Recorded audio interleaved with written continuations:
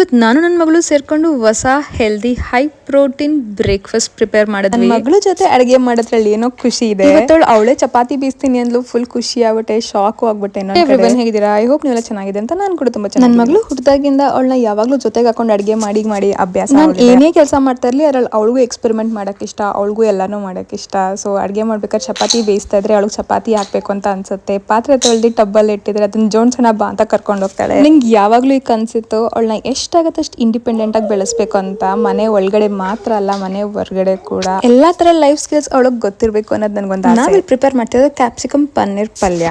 ಪ್ಯಾನ್ಗೆ ಎಣ್ಣೆನ ಸ್ಪ್ರೇ ಮಾಡ್ಬಿಟ್ಟು ಆನಿಯನ್ ಕ್ಯಾಪ್ಸಿಕಮ್ ಹಾಕಿ ಫ್ರೈ ಮಾಡ್ಬೋದು. ಸ್ವಲ್ಪ ಸಾಲ್ಟ್ ಹಾಕಿ ಬೇಯಕ್ಕೆ ಒಂದು 1/4 ಗ್ಲಾಸ್ ನೀರ್ ಹಾಕಿದೀನಿ, ತಳ ಹಿಡಿದೇ ಇರಲಿ ಅಂತ. ಅದಕ್ಕೆ ಪನ್ನೀರ್ ಹಾಕ್ಬಿಟ್ಟು ಬೇಕಾಗಿರೋ ಮಸಾಲೆಗಳು ಆಡ್ ಮಾಡ್ಕೋಬಹುದು. ನಾನು ಆಡ್ ಮಾಡಿರೋದು ಅರಿಶಿನ, ಖಾರದ ಪುಡಿ, ಟೇಸ್ಟ್ ಬೇಕಾಗಿರೋ ಅಷ್ಟು ಉಪ್ಪು, ಲೈಟ್ ಆಗಿ ಕ್ರೀಮಿ ಟೆಕ್ಸ್ಚರ್ ಕೊಡೋಕೆ 1 ಸ್ಪೂನ್ ಕರ್ಡ್ ಹಾಕಿದ್ದೀನಿ ಅಷ್ಟೇ.